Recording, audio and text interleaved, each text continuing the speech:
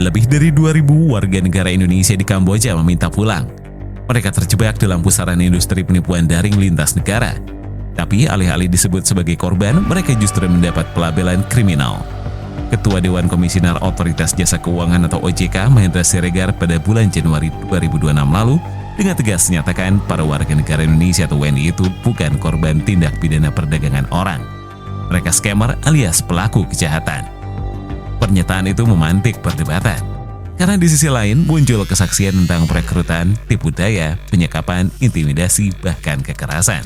Jika seseorang direkrut dengan iming-iming kerja lalu dipaksa menipu di bawah ancaman, apakah dia murni pelaku atau justru korban jaringan perdagangan orang modern? Apakah negara terlalu cepat menghakimi atau publik yang terlalu mudah berempati? Bersama Edwin Partogi, mantan komisioner Lembaga Pelindungan Saksi dan Korban, juga Board of Expert Stans bidang hukum dan HAM, simak pembahasan lengkapnya di Expert Talk episode terbaru Catatan Edwin. Halo Stansers, kembali lagi di Expert Talk Catatan Edwin. Sesuai dengan namanya, kalau kalian nyimak Catatan Edwin, maka kita akan membahas tentang hal-hal yang berhubungan dengan tindakan hukum dan HAM, karena Bang Edwin Partogi adalah Board of Expert bidang hukum dan HAM di The Stats ya. Dan di kesempatan kali ini, sebelum kita mulai, apa kabar lu Bang? Alhamdulillah sehat, Dipta. Lagi-lagi nih kita rekaman di minggu lagi, bulan kedua tahun 2026 ya Bang. Dan sudah ada lagi hal yang ya membuat kita berpikir. Kali ini sebagai catatan untuk Stansers, Bang Edwin ini sebagai Board of Expert bidang hukum dan HAM di The Stans, iya, tapi beliau juga seorang mantan komisioner ya, pimpinan LPSK.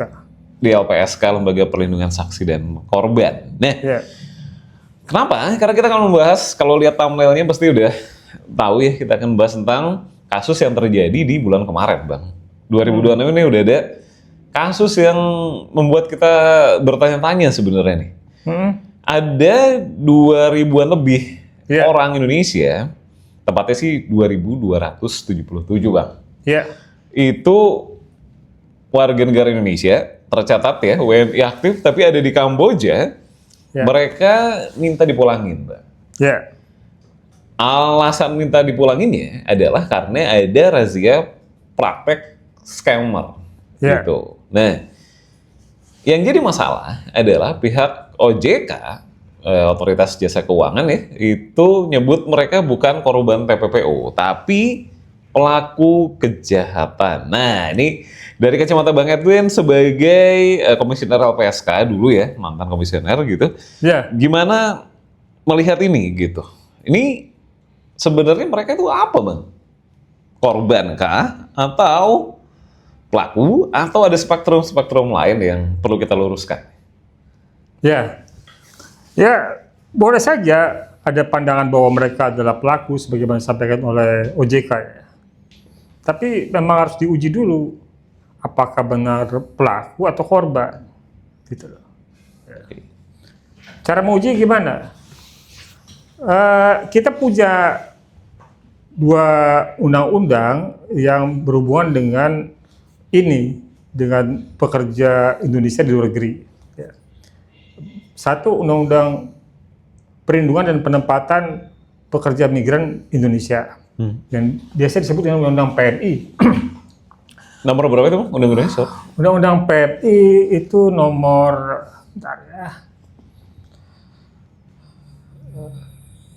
nomor 39 tahun 2004. Tapi juga sudah ada revisinya itu, kalau nggak salah. Jadi kemudian juga ada undang-undang tentang tindak pidana perdagangan orang nomor 21 tahun 2007. Kalau kita pakai rumusan undang-undang tindak pidana perdagangan orang atau biasa disebut disingkat dengan TPPO, gitu. Saya rasa argumen hukum bahwa mereka adalah korban juga bisa diterima. Gitu. Bisa diterima. Gitu.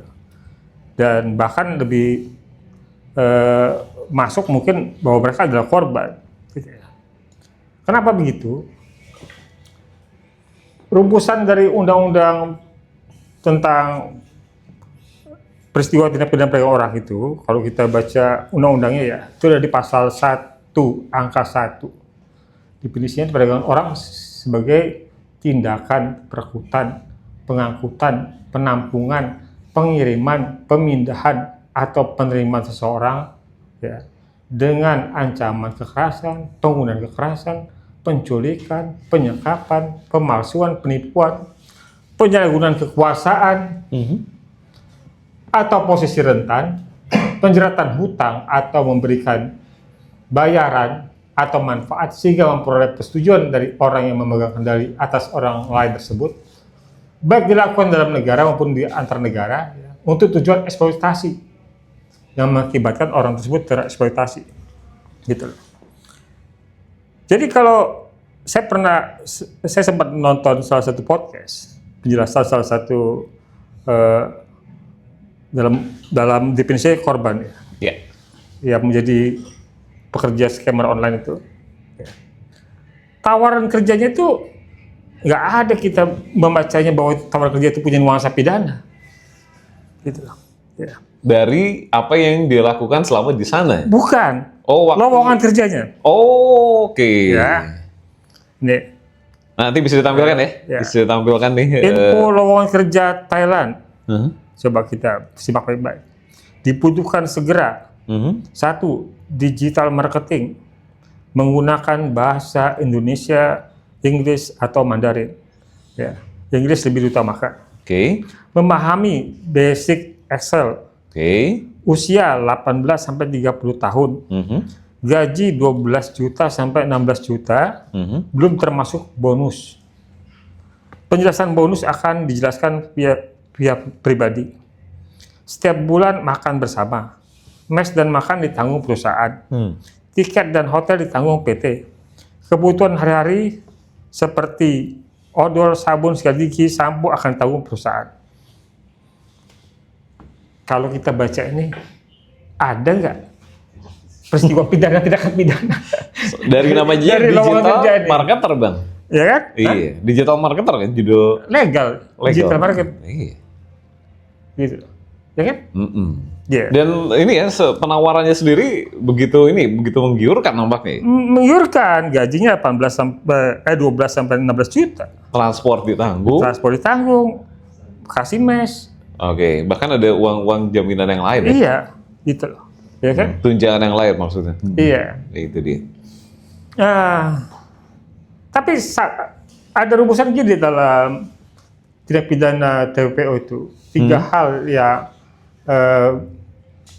yang menjadi standar unsur bahwa itu perbuatan TPPO. 1, perbuatan. 2, cara. 3, tujuan. Oke. Ya. Perbuatan itu sebagaimana tadi udah saya bacakan, gitu loh. Ya kan? Perekrutan. Ya kan? Perekrutan yang masuk, gitu loh. Kemudian nanti ada pengiriman, orangnya kirim. Ada pemindahan, orangnya pindah ke sana, ya, gitu. Kemudian caranya, ini tadi iklan, penipuan, ya, gitu.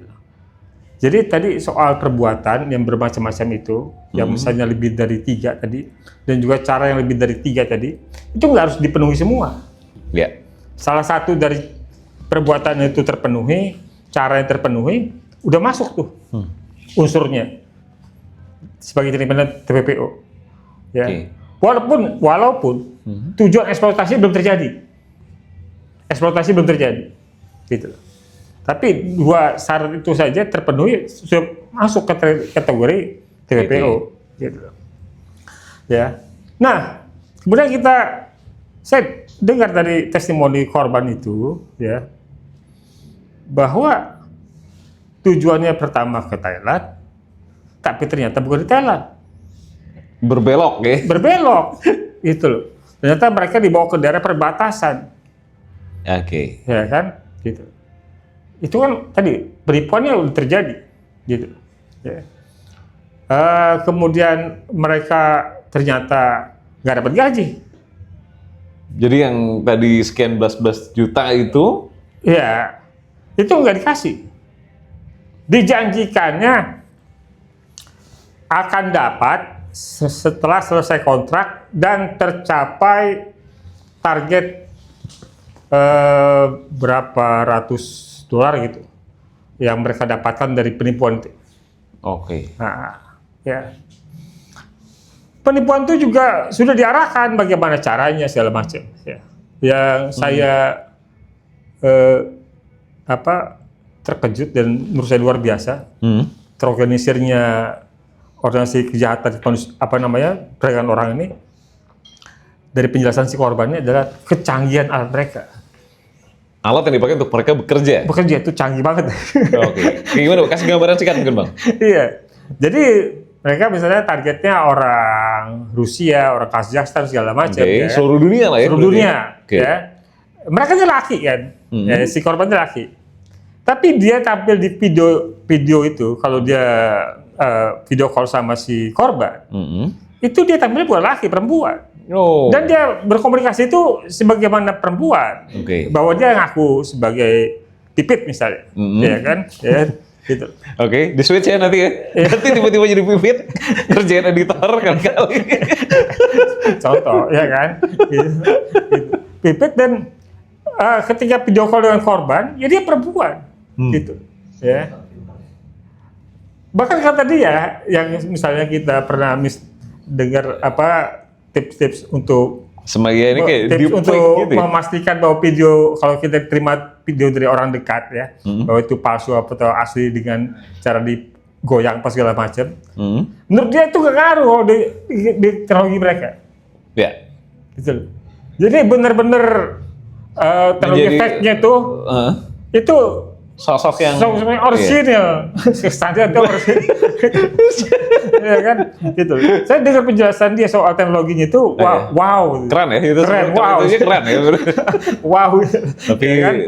peruntukannya ini ya, peruntukannya, ya. Jadi mereka dikasih skrip untuk komunikasi dengan si korban-korbannya itu, ya kan, jadi tidak, inisiatifnya bukan datang dari si korban ini, tapi memang dari perusahaannya, dari manajernya yang sudah menargetkan si korban.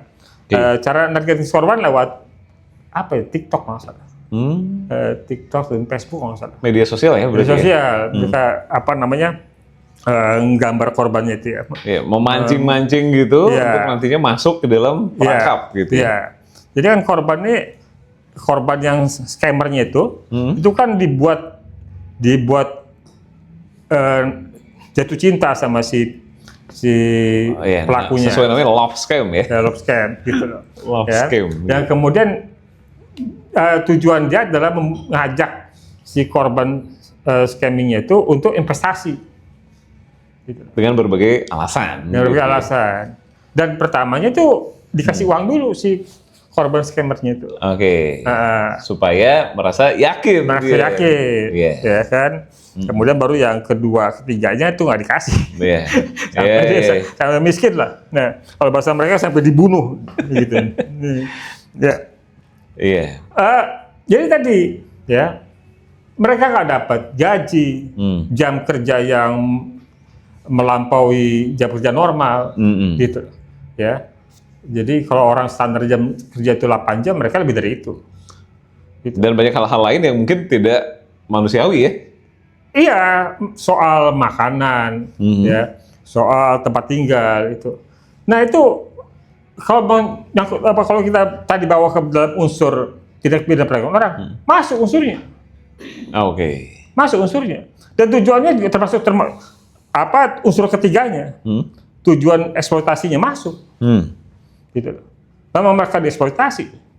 Dan meskipun ada gini Bang, mungkin ini perspektif lagi ya dari sebagian warga net yang ketika ini berita pertama muncul, saya ingat lah ada komentar dari warga net di salah satu postingan, ya kan banyak ya koal-koal berita ataupun orang yang sekedar melemparkan informasi ini gitu. Itu merasa, lah tapi kok udah tahu begitu mereka mau tidak identifikasi dulu, dan negara sendiri akhirnya jadi punya celah untuk menentukan bahwa ini pelaku bukan korban gitu. Mau gimana coba? Ya maksudnya ini tuh kan dia ada unsur kesadaran. Oh, dia mungkin tahu nanti kerjaan di sana tuh akan seperti ini. Taunya dari mana? Nah, itu dia mungkin Enggak, maksudnya tadi saya katakan kan, dari iklannya, lowongan kerjanya. iklannya sih memang seperti itu, Bang. Seperti ya? itu. Heeh. Terus kemudian kita bisa bilang, lu kan tahu dari mana? Ya, informasi-informasi yang beredar aja mungkin begitu, Bang. Ya itu kan kalau-kalau. Kalau masih Ya ya. kan kita sejauh ini kan saya dengar dari sumber primer nih, Ya. pengakuan si korban, nggak tahu benar apa enggak, dia jujur apa enggak ya. Tapi itu kan terpublis karena podcast kan. Iya. Itu kalau dia bohong kan juga bisa diusut sama polisi. Gitu. Mhm. Kan mereka tahu kemudian satu Ya. awalnya katanya di Thailand, di Bangkok, ya kan. Terus ternyata pindah bukan di Thailand, Nah, nyampe di Kamboja misalnya. iya. Gimana mereka tahu? Mereka nggak tahu peta, nggak tahu jalan. Gitu. Banyaknya begitu, Bang ya. Handphonenya kemudian, semua barang-barangnya itu diambil, dikuasai oleh pihak perusahaan, Oh, pihak pelaku. Oke. Gitu loh. Ya, mereka nggak bisa pegang handphone. Mhm. Gitu. Ya. Kemudian Iya. nggak ada kata nggak mau. Satu, mereka udah di negeri orang. Dua, mereka pakai alat kekerasan. Oke. Dia punya apa namanya bodyguardnya, punya centengnya, ya kan, yang bisa ngambil tindakan bagi orang-orang ini. Sementara mereka pendatang di negeri orang. Ini bukan orang pindah dari Jawa Timur ke Jakarta. Gitu. Oke. Ya kan? Wah. Dipta tersesat di Myanmar misalnya, tanpa handphone. Lu Waduh. mau kemana? Itu jangan sampai Myanmar ya. Ya kan? Sampai Mampang aja deh. Gitu. Lu tersesat di Surabaya, gampang. Nggak Iya, pakai masih- handphone, gampang. Masih ini Bisa ya. dijak ngobrol orang. Masih, Ya kan? iya. Iya, gitu Oke. loh. Ya kan? Oke. Ah. Nah, tapi ini Bang, kalau katakanlah mereka akhirnya itu dibiarkan, akhirnya bisa lah lolos gitu ya, tidak melewati prosedur hukum yang semestinya. Karena satu dan lain hal lah. Jadi udahlah, kita sama-sama mengambil jalan tengah aja. Ya, lu bisa pulang gitu, terus tapi tidak ada proses ini ya, proses hukum yang berlaku gitu. Itu efeknya nanti kalau menurut Bang Edwin ada potensi apa? Kalau akhirnya sampai itu bisa terjadinya seperti itu ujungnya gitu, plot twist lah istilah. Ya gini, ini nggak bakal terjadi kalau nggak ada kerjasama dengan pihak-pihak di Indonesia. Gitu. Ya, peristiwa ini nggak bakal terjadi. Jadi karena ada kong kali kong, karena ada kolusi yang terjadi di Indonesia juga. Gitu. Jadi tidak serta-merta Tidak serta-merta bahwa peristiwa itu terjadi karena kelemahan korban, ya kan? Tapi karena ada fasilitasi, gitu loh, ya.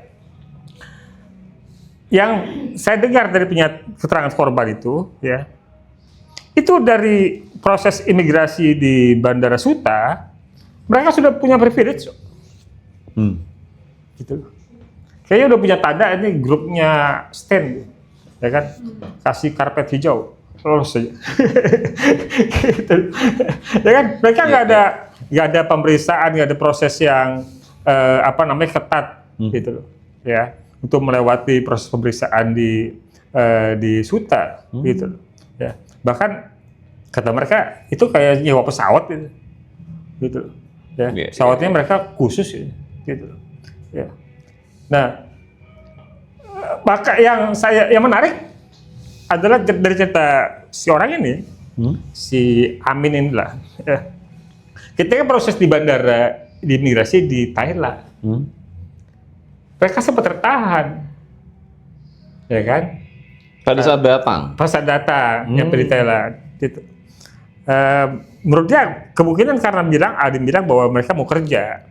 Padahal kan mereka pakai paspor biasa kan, artinya mereka kan nggak ngurus visa kerja kan, gitu loh. Nah itu seperti tertahan, mungkin ada yang bilang bahwa mereka mau kerja, gitu loh, ya kan. Ada bocoran lah ya. Ya ada, gitu. bukan dari kan mereka rombongan, berapa puluh orang itu dari Indonesia berangkat bareng-bareng, ya baru kenal ketemu di bandara, berangkat bareng dan kemudian ketika nyampe di Thailand, di imigrasi sempat tahan mungkin karena ada yang bilang bahwa mereka mau kerja. Oke. Ya, tapi ada yang ngurus. Ada yang ngurus kemudian ya mereka lolos kemudian. Iya. Gitu loh. Mereka lolos kemudian. Gitu. Nah, dalam konteks yang ini, satu bahwa keterlibatan di kita itu, di aparat kita pasti ada tadi ya.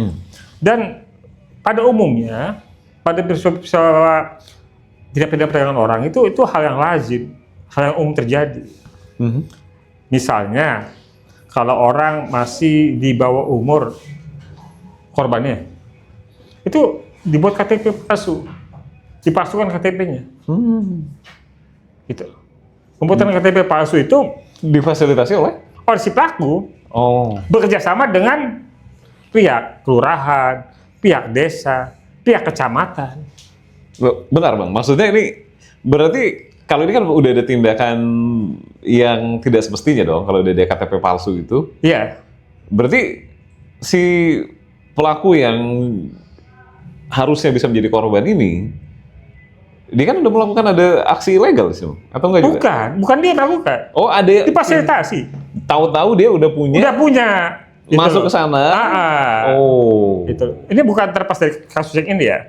Maksud saya banyak praktek dari tidak pidana perdagangan orang ini yang sebenarnya tidak terlepas dari kolusi dengan aparatur. Jadi perusahaan ini sebenarnya sudah menjalin Hubungan sampai segitunya. Sampai berarti? segitunya. Oh. Ya. Buat KTP palsu, buat paspor aspal, gitu loh. Ya kan?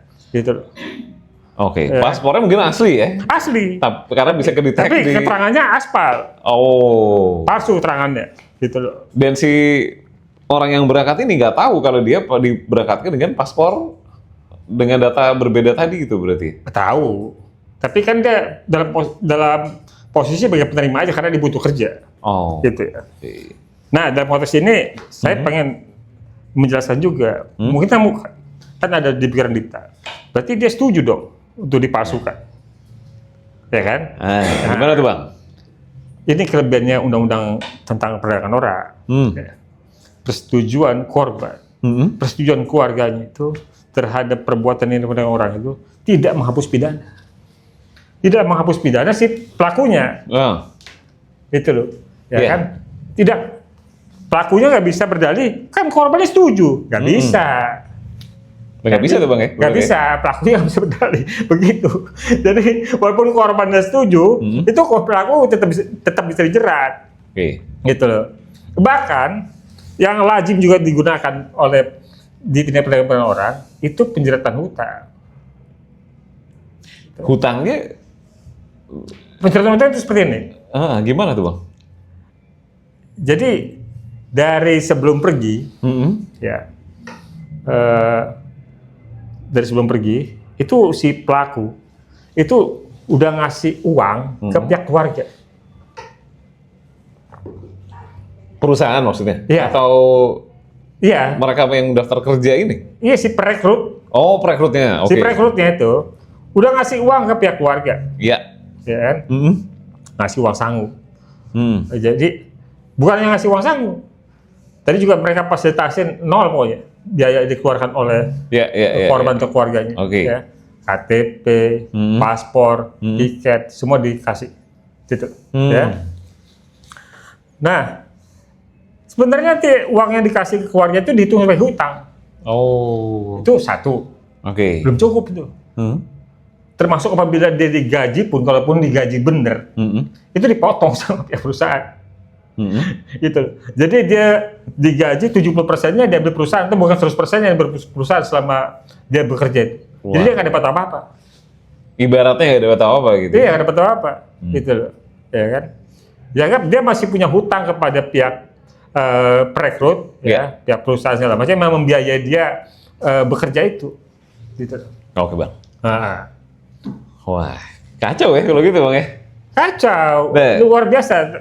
Tapi di sisi lain juga saya ingin menurunkan ini ya, situasinya. Jangan membayangkan TPPO itu hanya terjadi karena perpindahan orang Indonesia ke luar negeri, bekerja di Indonesia ke luar negeri. Tidak. Tapi juga dia bisa terjadi di dalam negeri. Gimana tuh, Bang? Jadi tindak pidana ini terbuka, baik peristiwa di dalam negeri maupun di luar negeri. Di dalam negeri bisa juga? Bisa, dan banyak. Oke. Dan banyak. Ya. Kasus yang mudah lah jadi di Google nggak jadi ingatan. Kerangkeng manusia dilangkat. Ya kan? Yang di tanah milik bupati. Ya. Itu ya bupati. Itu perbuatan TPPO. Jadi orang itu dengan alasan bahwa mereka direhabilitasi, sebenarnya mereka dipekerjakan di pabrik sawit. Oke. Nggak perlu digaji. Karena ada labelnya bahwa rehabilitasi. Gitu loh. Oke. Mereka diperlakukan secara manusiawi, makannya dikasih ke lantai, mengalami penyiksaan, gitu. Ya kan? Nggak mendapatkan gaji. Ya. Jam besuk aja, hari besuk aja ditentukan, bukan jam besuk. Hari besuk aja ditentukan. Gitu. Hari besuk cuma bisa hari Minggu, jamnya ditentukan. Gitu. Ya. Tahun-tahun 2018 juga pernah terjadi, misalnya di Bogor. Ya.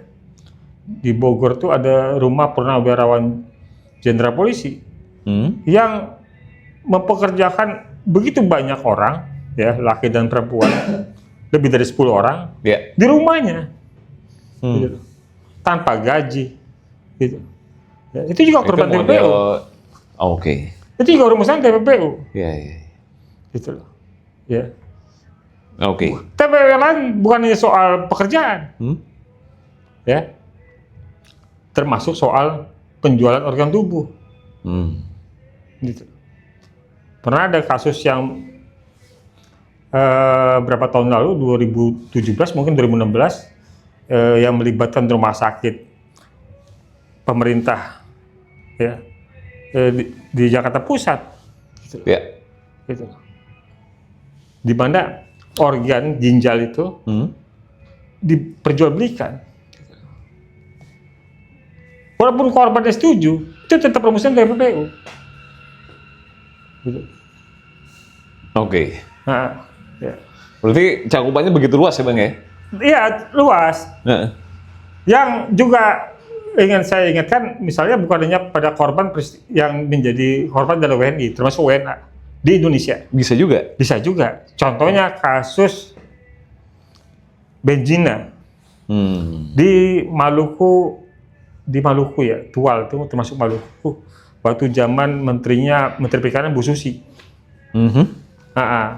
Itu ada kapal ikan Thailand, kapal penangkapan ikan, yang anak buah kapalnya itu, para pemancingnya itu, para nelayan itu, penangkap ikannya itu orang-orang dari Myanmar, Laos, Vietnam segala macam itu, yang memang menjadi korban TPPO. Gitu. Nah, saya terlibat sangat dalam di kasus itu untuk menghadirkan para saksi korban itu ke Indonesia. Gitu. Kenapa? Karena ketika proses penyidikan berlangsung, ya kan, ini waktu itu korbannya Myanmar, warga Myanmar. Ini pemerintah Myanmar minta pada pemerintah Indonesia untuk supaya para korbannya dipulangkan ke Myanmar. Disetujui dipulangkan, gitu. Dipulangkan. Ini polisi penyidikannya selesai, kasih berkas ke jaksa. Jaksa nggak mau menyatakan berkasnya lengkap atau P21. Kenapa? Saksi korbannya mana? Kalau saksi korbannya nggak ada, waduh, konyol nih. Konyol nih. Gimana kita bisa membuktikannya? Gitu loh. Mintalah mereka ke LPSK supaya menghadirkan saksi korbannya. Kami pada awalnya melakukan mekanisme yang prosedural, minta kepada Kemenlu untuk memfasilitasi komunikasi sama pihak pemerintah Myanmar, tapi Kemenlu nggak respon. Kami ambil langkah kemudian ke kedutaan Myanmar untuk membantu mendatangkan para korban itu ke Indonesia. Mereka juga nggak respon. Kami kemudian ambil inisiatif sendiri untuk berkomunikasi dengan pihak kepolisian Myanmar dan kemudian mereka merespon, ya. Dan kami boleh datang ke sana, ke Myanmar, untuk meminta kepada pemerintah Myanmar mengizinkan para korban itu ke Indonesia untuk jadi saksi. Gitu. Ya. Oke. Nah, proses itu sangat panjang dan memakan biaya besar. Yeah. Bayangkan kita fasilitasi mereka ya dari tiket dan akomodasi dari Myanmar sampai dengan Tual. Gitu. Nah, banyak kasus juga yang menjadi korban kita WNI kita di warga negara kita di luar negeri. Itu juga kadang-kadang proses pemulangan itu nggak gampang. Karena apa? Menyangkut biaya. Menyangkut biaya. Siapa yang membiayai? Kita mungkin bayang kita Kemenlu. Pertanyaan memang Kemenlu punya uang. Ya kan? Jadi prioritas pembiayaan pertama adalah pada korbannya. Ya. Korban yang nggak ada di press kering, nggak ada banyak netes kepada Kemenlu atau kepada BP2MI. Gitu. Ya, pasti BP2MI itu kan namanya. BP2MI itu badan, sekarang jadi kementerian kan? Jadi kementerian apa namanya? Namanya kok? Ya. Kan sebenarnya badan kan? Sekarang jadi banyak Prabowo jadi kementerian. Ya. Nanti mungkin bisa ditampilin kementerian apa nih? Pop up aja. Kita lama-lama lupa ini Bang ya. Ya. Jadi itu pembiayaan pemulangan juga jadi masalah, ya kan? Gitu loh. Nah di sisi lain dari soal penegakan hukumnya, kan ada 3 hal jadi kewajiban negara. Pertama pencegahan, kedua penindakan, ketiga perlindungan. Ya. Yang juga problem adalah soal penindakan. Kadang-kadang penindakan ini setengah hati, bahkan sampai pada kasus yang viral sekalipun. Pernah dengar ABK Indonesia di kapal Korea sampai lompat ke laut untuk kabur. Karena saking sudah tidak. Maksud saya ini salah satu untuk mengabarkan setengah hatinya itu. Ya kan? Untuk kabur. Diproseslah kasus itu. Tapi yang diproses kasus itu dari perusahaan berikutnya bukan direktur utamanya, tapi bagian pegawainya, marketingnya, gitu. Yang seharusnya tanggung jawabnya pada direktur utama, gitu. Pada kasus yang viral aja penegakan hukum kita masih bisa senaib gitu. Ya kan? Jadi kebanyakan proses hukumnya hanya menyentuh pada para pelaku lapangan. Tapi ini Bang, sebenarnya ketika kasus ini kan udah mata rantainya begitu panjang kayak Bang Edwin cerita tadi gitu ya. Kenapa sih sampai sekarang tuh masih ada aja orang yang tergiur gitu kan? Makanya tadi saya tanya di awal gitu kan. Jadi apakah orang-orang tidak tahu itu gitu kan? Atau memang masalah struktural dari masalah ekonomi Bang gitu? Ya bagaimana tergiur? Karena harapan mereka atas terbukanya lowongan kerja 19 juta itu nggak tercapai. Gitu loh. Ya. Ini problem yang mendasar dari sejak lama. Ya. Dan kita menjadi lumbung TPPO yang paling menjanjikan. Gitu loh. Ya. Misalnya, saya kalau mengidentifikasi korban berdasarkan asal aja, saya bisa tebak ini korbannya arahnya ke TPPO yang mana. Misalnya korban TPPO NTB, NTT yang paling banyak sebelumnya NTT. Sekarang bergeser ke NTB, tapi sebelumnya banyak NTT. Sebagian besarnya jadi ART di berbagai negara lah itu ya. Termasuk dalam negeri. Nah, ya kan? ART dalam negeri maupun luar negeri. Gitu. Pekerja kasar termasuk di perkebunan. Gitu. Tapi misalnya korban asalnya provinsinya Jawa Barat. Wah, itu sebagian besarnya ada di peristiwa di kegiatan dunia hiburan, termasuk prostitusi. Gitu loh. Jadi udah bisa dari sumber-sumber dari asal korban aja itu udah bisa kita petakan. Itu. Ya biasanya ini kalau Makassar biasanya kalau dari Sulawesi biasanya jadi ABK. Walaupun juga tidak hanya Sulawesi gitu. Ya kan? Tapi kami di waktu di LPSK itu saya bisa memetakan itu, gitu. Termasuk jalur perjalanan darat perjalanan mereka, misalnya dari NTB ke NTT, Bali atau ke Surabaya, kemudian menuju Jakarta, Jakarta ke Batam atau ke Medan, nanti mereka menetap atau kemudian migrasi ke negara itu jalurnya seperti apa? Kami udah punya pemetaannya dulu. Iya. Gitu. Ya.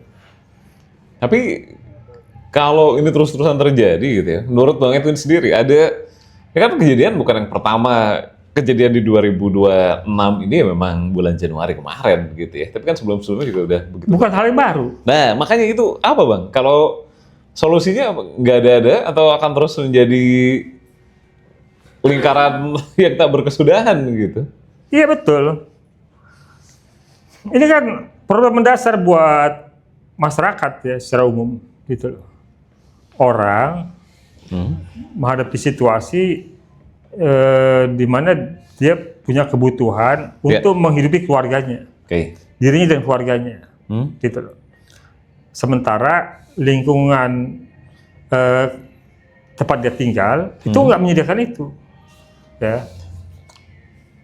Misalnya salah satu contoh kita lihat NTT. NTT itu kalau kan umumnya kita melihat namanya batu karang itu kan di lautan, ya kan? Kalau di NTT kita di Kupang aja bisa melihat batu karang di daratan. Yang tanah begitu gimana mau bercocok tanam? Bagaimana mau bercocok tanam? Jadi problemnya begitu kompleks ya? Iya, artinya dari tantangan geografis, ya kan? Tantangan geografis, dua kesempatan kerja yang nggak ada, gitu loh, ya kan? Yang paling terbuka tiap tahun cuma jadi PNS, ya kan? Industri nggak berkembang, gitu loh. Swasta nggak berkembang, gitu. Yang ada lowongan kerja di luar negeri atau kerja di mana gitu kan? Tapi dengan cara ilegal tadi nggak penting lagi, udah nggak penting lagi, yang penting bekerja. Yang bekerja dengan dia bekerja dia bisa menghidupi dirinya dan keluarganya, gitu. Itu yang kita hadapi, ya. Di sisi lain kalau kita ngomongin negara tadi, kesempatan kerja itu, lowongan kerja yang dijanjikan itu nggak muncul-muncul, nggak tiba-tiba waktunya, ya kan? Itu. Ya katanya juga menyebutkan 1 juta sudah terakomodir di BGN misalnya. Kita nggak tahu siapa itu. Mereka sudah established dengan situasi sebelum BGN ada atau kemudian dari orang yang unestablished kemudian jadi established dengan BGN ada. Itu juga nggak tahu 1 juta itu siapa saja misalnya, ya kan? Tapi jelas kebutuhan mendasar untuk mensejahterakan menghidupi diri sendiri saja itu menjadi problem yang sangat ini menurut saya gampang kita temui di semua daerah, gitu, ya termasuk di Jakarta, gitu.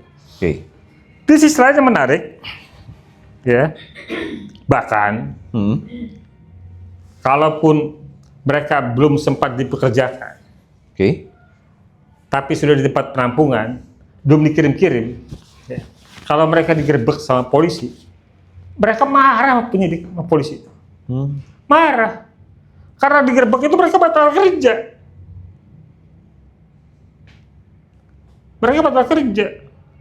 padahal di korban penipuan. Segitunya ya? Betul. Segitunya. Tambah lagi. Bahkan korban itu menjadi korban lagi dengan kesengajaan ada. Gitu. Dia jadi korban nih di peristiwa dia jadi ABK, anak buah kapal. ABK itu anak buah kapal, ya kan? Dia rumusannya korban TPU. Kita selamatin dari proses hukum segala macamnya, kan? Proses hukumnya masih berjalan penyidikan, ya kan? Kita jemput dia untuk ngasih kesaksian di kepolisian, udah nggak ada, udah pergi lagi, udah pergi lagi ke kapal yang lain, gitu. Ya, karena dia tidak punya pekerjaan. Jadi ironisnya kebutuhan terhadap soal pekerjaan, penghasilan untuk mensejahterakan diri dan keluarga itu mereka mengorbankannya luar biasa pengorbanannya. Ya, ya ada yang digaji tapi nggak seberapa dari yang dijanjikan. Gitu. Banyak juga yang tidak digaji.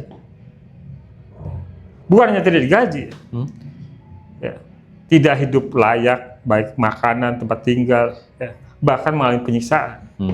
Gitu. Cerita yang ABK di kapal itu, mereka kalau minum itu nadangin air AC. Karena mereka nggak dikasih air putih yang layak, gitu. Nadangin air AC. Gitu. Data dari kedutaan besar Amerika Serikat di Indonesia. Jadi gini, pemerintah Amerika Serikat itu setiap tahun menerbitkan laporan tentang TPPO. Ya. Misalnya duta besar Amerika untuk Indonesia tiap tahun dia menerbitkan tuh TPPO Indonesia. 2018 kalau nggak salah, ini 2018 ya, walaupun sampai 2024 mereka masih menerbitkan. Saya kasih contoh 2018 ini. Mereka bilang, mereka menemukan 7.000 WNI di Cape Town yang menjadi korban TPPO. Yang menjadi pekerjaan ABK, anak buah kapal. 7.000. Gitu loh. Posisi Indonesia itu dari 5 tahun lebih ini nggak berubah. Kalau di kontes soal pencegahan dan perlindungan TPPO itu masih di tier 2, artinya masih di posisi pengawasan, gitu. Ya, artinya kita belum tempat yang aman dari peristiwa TPPO. Secara hukum dan perangkatnya sebenarnya kita selesai. Maksud saya kita sudah lebih baik lah. Kenapa? Tadi saya bilang, kita punya undang-undang TPPO. Di negara, kita punya gugus tugas TPPO. Gugus tugas TPPO itu melibatkan kementerian dan lembaga. Di situ ada Mabes Polri, ada Kemensos, Kemen PPA, ada LPSK, ada Kejaksaan Agung. Gitu. Ya. Tapi di penindakan dan di pencegahan lemah. Wah, ini dia Bang, PR besar ya. Mudah-mudahan lagi-lagi ini di bulan ketiga, keempat, dan seterusnya nih kita menemukan pencerahan ya Bang ya. Amin.